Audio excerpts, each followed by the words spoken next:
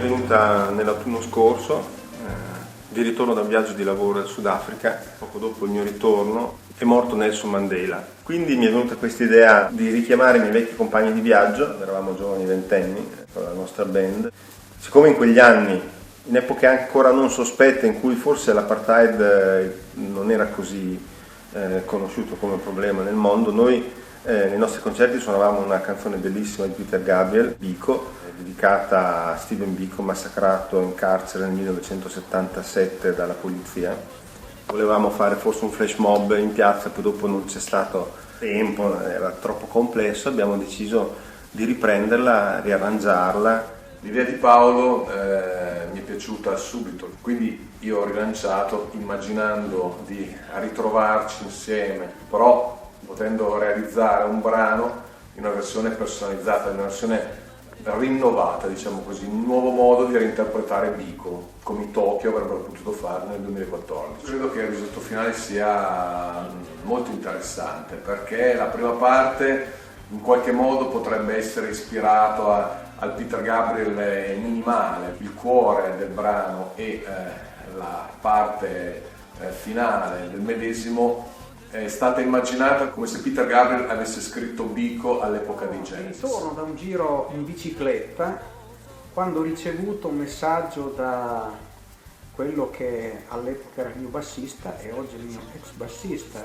Mi chiedeva se ero disponibile a trovarmi con gli altri musicisti per un flash mob. Ho dato ovviamente la mia disponibilità immediata, un po' perché l'idea mi intrigava, un po' perché ero molto desideroso di rincontrare i miei amici musicisti. I ragazzi ci tenevano tanto a fare sto pezzo, io vabbè, facciamolo. Poi il pezzo che dire, lo facevamo con 4 quarti e 3 accordi, che era il massimo che potevamo fare allora. Poi dopo 30 anni, insomma, qualcosina in più l'abbiamo imparato, quindi ci abbiamo messo 7 ottavi, ci abbiamo messo qualche accordo di nona, abbiamo un po' arricchito il pezzo con la nostra esperienza. Ci siamo trovati sotto Natale a dicembre con gli amici di Tokyo in una sala di incisione in mezzo alla campagna. E il ritrovarci è stata una cosa molto naturale, perché non sembrava che 30 anni fossero passati così.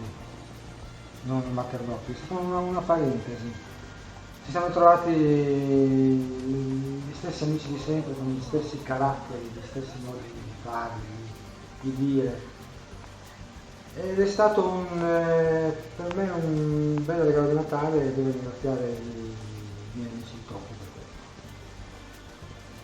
Uno degli aspetti interessanti di questa cosa è stato, a parte la partenza, a molti la scomparsa di Mandela ha fatto tornare in mente i tempi in cui suonavamo Biko in concerto.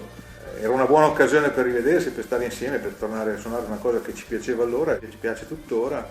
È stato bello il seguito, cioè il crescendo di cose che sono successe, perché poi ci siamo accorti che il brano, rifacendolo, veniva bene e questo ci ha un po' gasato. Ci ha caricato e abbiamo pensato che magari da cosa poteva nascere cosa. La prima cosa alla quale abbiamo pensato è stato il video. Da lì è nata anche l'idea, appunto, che avendo un progetto ben fatto, magari la cosa avrebbe potuto interessare non più soltanto noi, per ricorrenza, per la scomparsa di Mandela, insomma, ci sono stati tanti rimandi, abbiamo pensato che questa cosa magari poteva interessare anche qualcun altro.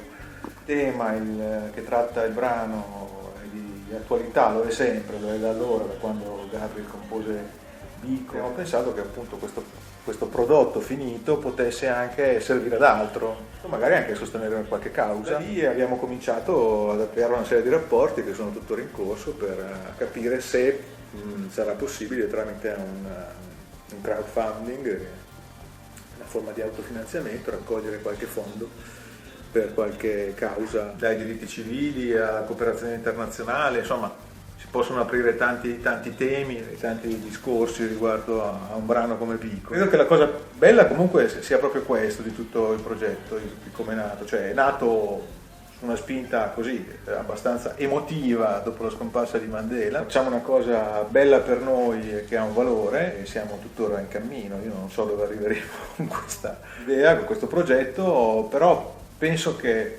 ci ritroviamo veramente in mano qualcosa che riscuoterà come minimo curiosità, interesse e credo anche apprezzamento.